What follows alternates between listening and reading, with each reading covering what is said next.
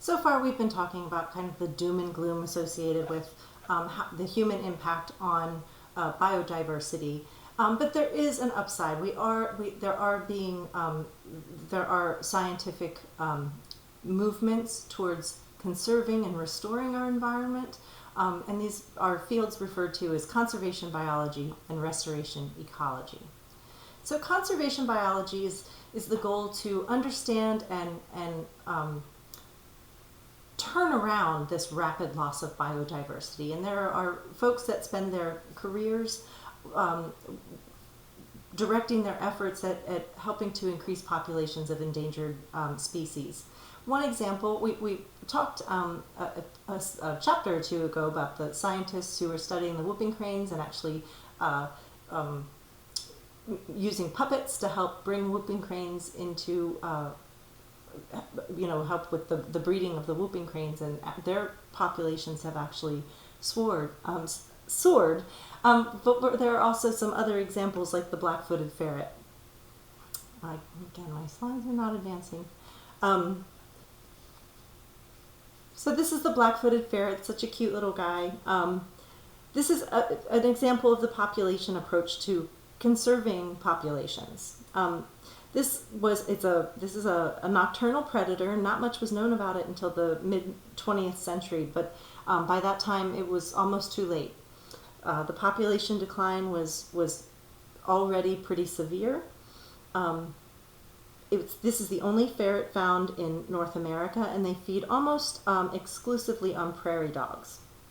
But because the prairie dog population had become extirpated from land use change, poisoning and shootings, people thought of them as pests and were trying to get rid of them.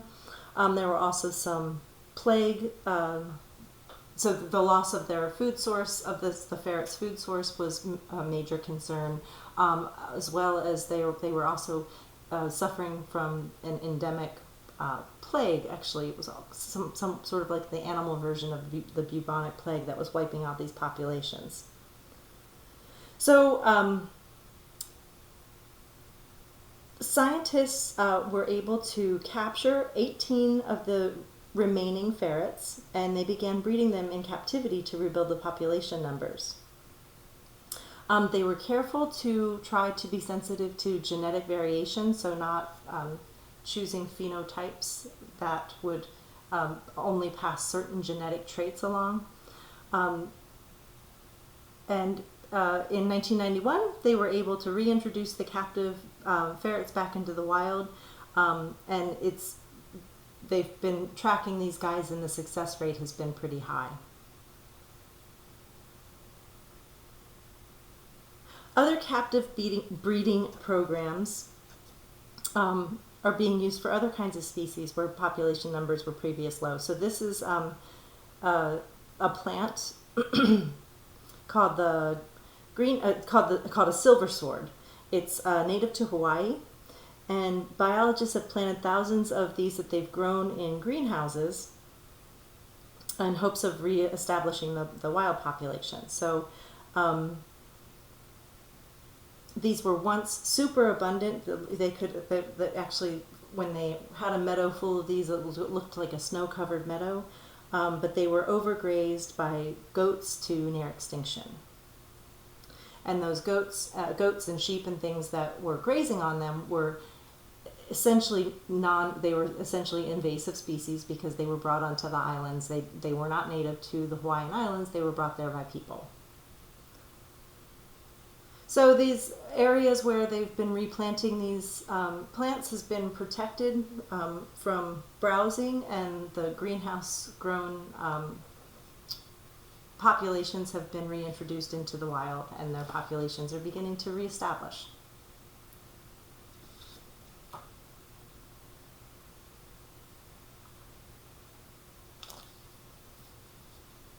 So conservation efforts can be species specific, or they can be broader. Often they're aimed at entire landscapes and ecosystems. So looking at conserving areas at a larger scale, at a regional scale. so that interacting ecosystems can continue to interact. And we call this landscape ecology. It's applying principles of the studies of population dynamics in a collection of ecosystems. So looking at various populations across a landscape and how they interact with one another. So this is a landscape in Yellowstone, and you can actually see there are very different interacting ecosystems. So we have the forested ecosystem, we have rivers and streams, there are wetlands, streamside habitat. So, but all of these, they're interconnected because the streams may flow through the forest, and the forest birds may fish from the streams, and so these are, although they're very separate, unique types of ecosystems, they're all interconnected within the landscape.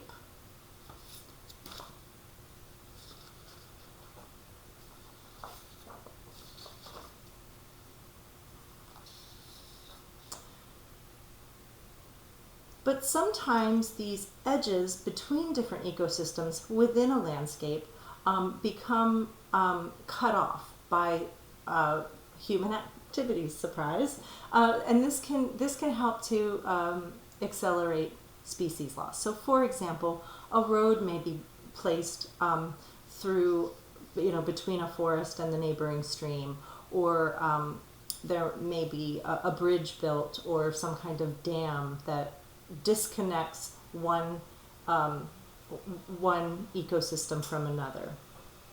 And it's really important that we understand this because there are certain species that rely on the edge communities between ecosystems. So as I mentioned, there may be birds that need to sit high in the forest to be able to prey on the fish from the neighboring stream. So if there is no connection between the forest canopy and the availability to the stream, that species will become will not be able to survive in that landscape anymore. So we call this fragmented landscapes, where instead of this interconnected flow between ecosystems, they become fragmented and separated from one another. So what has been one area of conservation science has been to build what we call movement corridors. So they're kind of artificial ways to connect isolated habitats or these fragmented populations.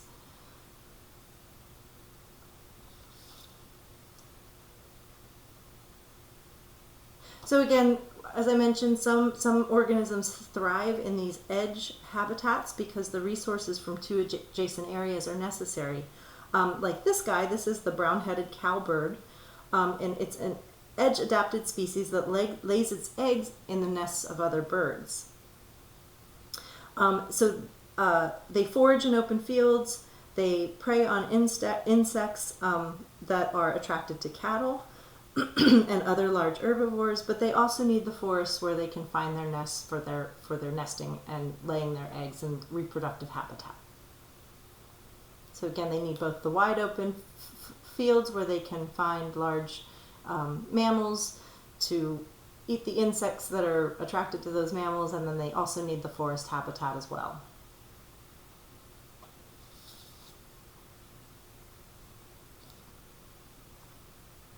So in some areas, this is, as I mentioned, where those habitats have become fragmented from one another. This is an example of, as I mentioned, a movement corridor. So this is where populations of animals were being cut off from one side of the road to the other. They were being killed if they tried to cross the road. So it was really having a poor effect on the interconnectedness of this landscape. So this is actually in a wildlife bridge on an Indian reservation in Montana. So this is a way that the animals can pass. They've established vegetation along there, so that's attractive to the animals. It's made them sort of given them a pathway between fragmented ecosystems. So this is an example of a movement corridor. and a part of restoration ecology.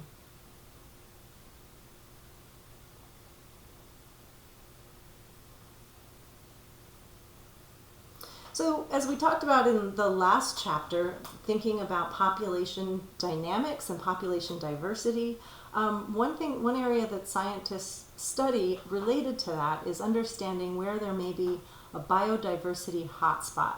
So this is essentially a pretty, a relatively small area, but it's really teeming with lots of endemic species that are found nowhere else in the world. And these areas are often susceptible to housing endangered and threatened species. So it's important to understand where these hotspots are located. Often these are areas where the species would be extremely sensitive to any kind of habitat degradation, and the hottest of these spots on land total only about 1.5% of the Earth's actual physical land space, but they make up about a third of all the species of plants and animals on the planet. So they're extremely important for biodiversity, even though they're a small fraction of the actual land mass of the Earth. And this is an image just showing you where these hotspots are. And as you can see, the land hotspots in purple. So it's not a whole lot of land mass, but it's extremely, extremely important. And then there are also aquatic, in the red triangles, these are aquatic hotspots. So areas where biodiversity is extremely high, areas you might expect, like off the coast of Australia, where the Great Barrier Reef and other reefs are teeming with wildlife. Coastal regions are primarily where you see these hotspots because the waters are shallower, and sunlight can penetrate more easily.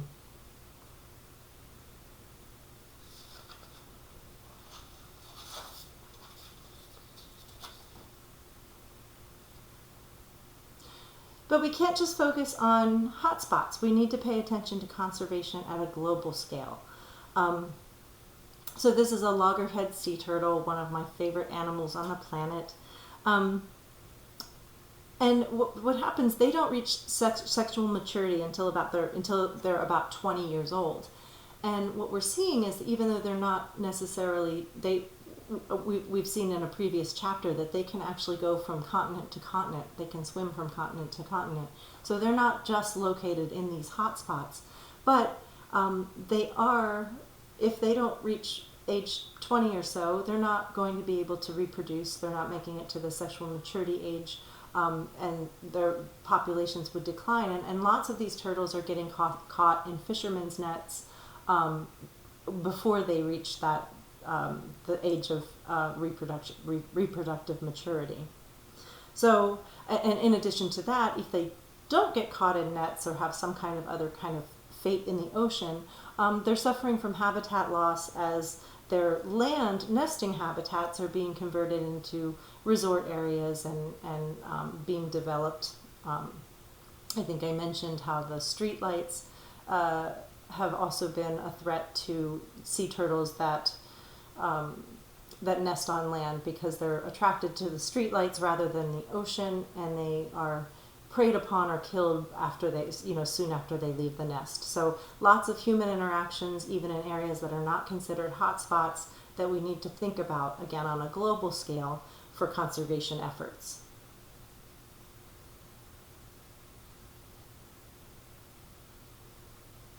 So we have made a lot of headway in this in these efforts. We've had reserves for certain species that are sort of designated as protected areas. These are zoned reserves. They're actually zoned as protected areas for certain species and population growth. These are areas that are intended to be undisturbed by humans and surrounded by some kind of buffer to keep that will help economic development be prolific without disturbing the protected zone. One area where this is really booming, and they're really doing an amazing job at this, is the country of Costa Rica. They're really managing their reserves and conserving their forest supplies. They're using hydroelectric power.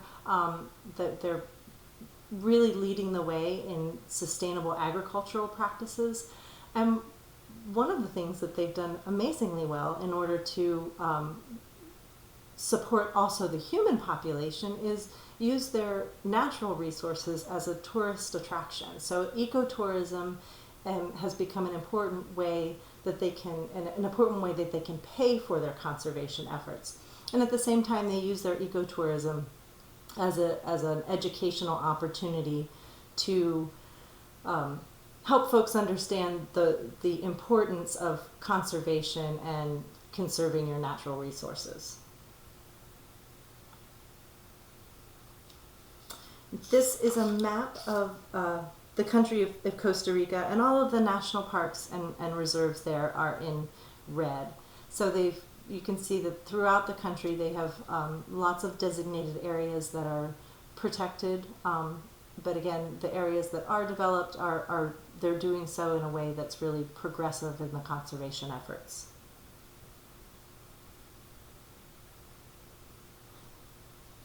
And these are some folks that are enjoying that ecotourism. So they're seeing the tropical rainforest, but as you can see, they're paddling a boat. They're not using a motorboat. It's a non-gas powered boat. And this is one of the parks in Costa Rica. So an example of getting people out there to appreciate the natural resources and encourage accessing our natural resources through means that are not invasive and not destructive to the environment.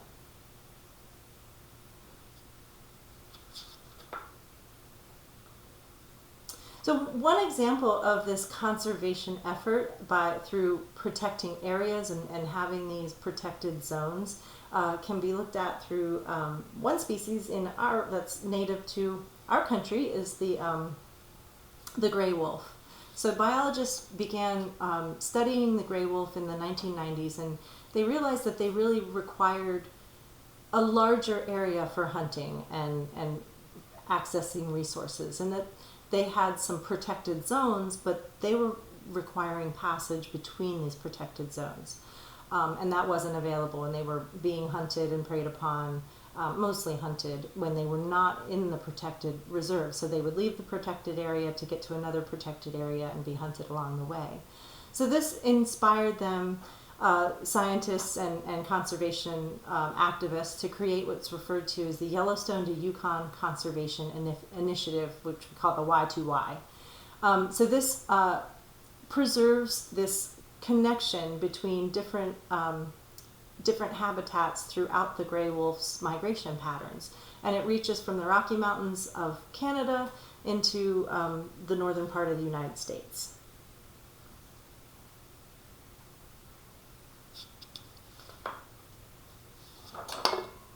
So, as I mentioned, these wolves were thought of as a nuisance and a human predator, and they were kind of scary to people. So they were extirpated by the mid-1920s in Yellowstone. So they were completely eradicated from Yellowstone. But in 1991, the Fish and Wildlife Service launched a campaign to try to bring these back to their natural, where they would naturally have been a population. Now, one of the things that was noticed was that as the number of wolves had been reduced in Yellowstone, the elk population, which the wolves kind of kept the elk population in check because they were the main predator of elk, the elk population just exploded. So much of the vegetation that the elk fed on had become decimated, and things like beavers and other things that relied on the vegetation were also compromised. So as they brought the wolves back, the wolves began preying upon the elk. The elk were, reduced in numbers to a controllable level. The vegetation began to flourish again. Beaver populations recovered. The beavers create ponds and wetlands that bring in waterfowl. And there are lots of different, amphibians and fish and other things that are now also really succeeding and thriving in these communities. So you can see how just one species can affect the whole environment as a community. So just bringing back the gray wolves has really improved the species diversity and the ecosystem dynamics of this landscape.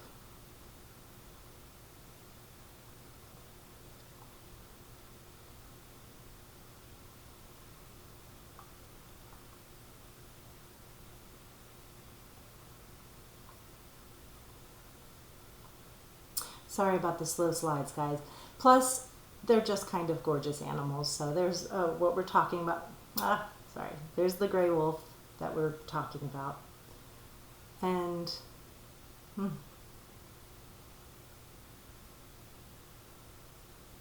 and this is that Y2Y, that corridor that allows them to travel about 2,000 miles between Wyoming in the United States and the Yukon Territory in Canada.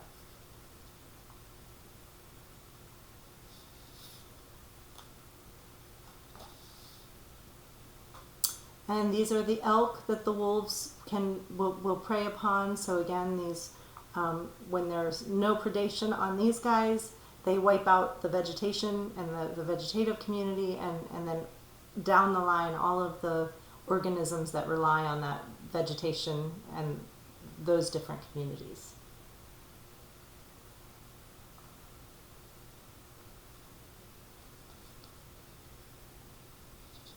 So we actually we have been talking about conservation ecology, so really conserving what is there.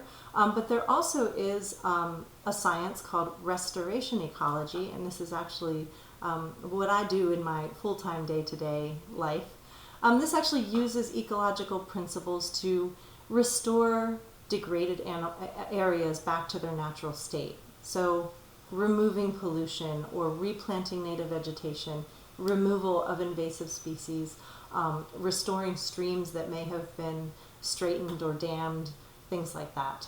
Trying to bring things back to their natural state.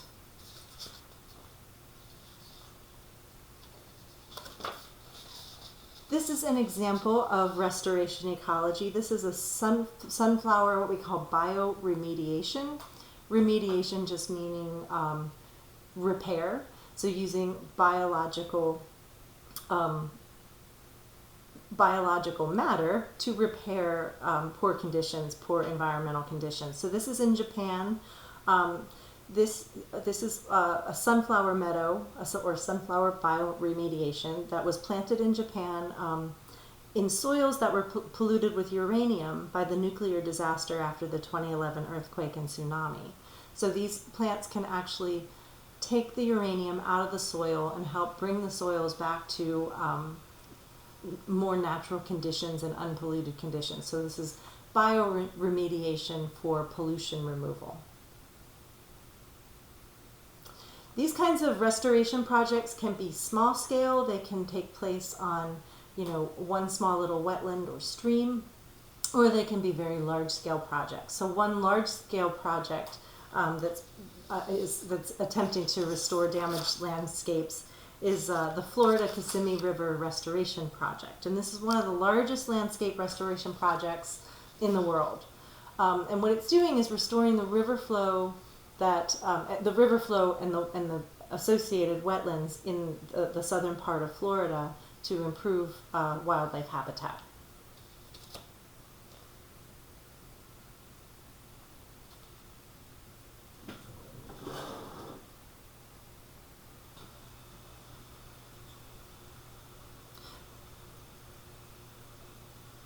So this is where the Kissimmee River, where this initiative is taking place. The Kissimmee River was once a meandering, shallow river that wound its way through central and southern Florida. And it created, it had a very, if you can think about Florida, Florida is very flat. So this had a very wide floodplain. So when there was rain, the waters would leave the channel and flood out into the surrounding area, that's what a floodplain is for. That's what's supposed to happen. And that's where a lot of animals and species really live, because it's really it's nice and wet sometimes, but it's dry other times. It's great for amphibians and turtles and wetland vegetation. But people were seeing this as just wasted land, that if it wasn't flooding all the time, it could be developed and people would have a nice view of the river. So between 1962 and 1971, the U.S. Army Corps of Engineers converted the river into just a straight bound canal that was very deep, much deeper than the natural river would be, and about 100 meters wide, and it drained about 31,000 acres of wetlands. So that had a very significant impact on the fish and the birds. The spawning habitats that frogs and other amphibians used were gone, and because the river was deeper and wider, it had less penetration of oxygen to its water column, so fewer species of fish could live there as well. Other populations of organisms like waterfowl, so the birds that used the wetlands and fed on fish in the stream, were declined by about 92%, and there was a large bald eagle nesting territory which decreased by about 70% at the time. So as these negative ecological effects began to be recognized, there was a public pressure to restore the river. So in 1992, Congress authorized this Kissimmee River Restoration Project. And as I mentioned, it's one of the largest landscape restoration projects out there. And it involves removing the water control structures, and actually redesigning the stream back to its natural, where the stream naturally wanted to go, and reestablishing those floodplains and wetlands. So it's had a great effect. The work began in 1999. It was slated to be completed in 2019, but I do believe they're still working towards finishing things up. But it's already showed a great diversity rebound. So birds and other wildlife have returned in unexpected numbers to about 1,100 acres of wetlands that they've already restored. So this is one of those successful restoration ecological projects.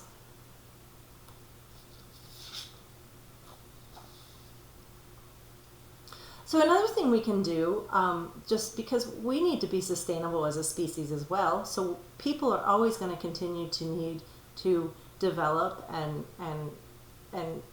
use our resources to be our successful population. So there's a push and a real importance of understanding what we call sustainable development. So this is the ultimate goal. This is how we as humans can interact with our natural environment, but not in a destructive way, in a way that is good for us, but also sustains the natural world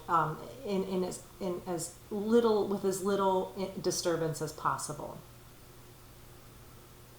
So again, our world's population is growing. We've talked about that. So we need to know how we're going to use the resources, the food, the fibers, the water that we need, without depleting it for the future generations.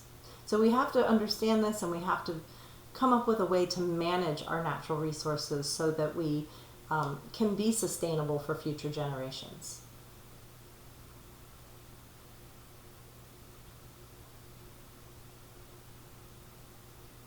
So sometimes we don't think about it, because if we have what we need, it's sort of out of sight, out of mind.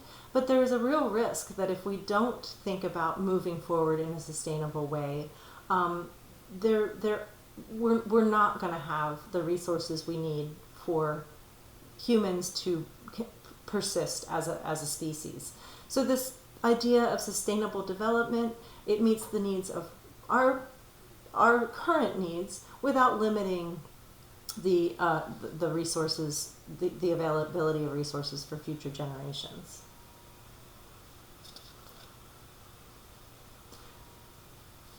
So as I mentioned, I didn't want this to come off as all doom and gloom in this chapter. Our current state is quite grim in some ways, but it's not hopeless. If we understand it now, which is so important, this is why you guys are taking this class, so that you can have a better understanding of how we can work towards this goal of sustainable development and sustainable use of our resources, understanding the importance of thinking outside of the box as far as the use of fossil fuels and what kind of alternative fuel sources are available, like wind and hydroelectric power. So, you know, there are certainly ways that we can keep our situation from being hopeless. We just need the future generations to understand and pass these sustainable ideas to their offspring. So now's the time that we need to really be aggressive about sustainability so that we can reverse some of the damage that's been done and conserve the amazing natural resources that we still have. And that is everything for this chapter. As always, if you have any questions at all, please feel free to email me.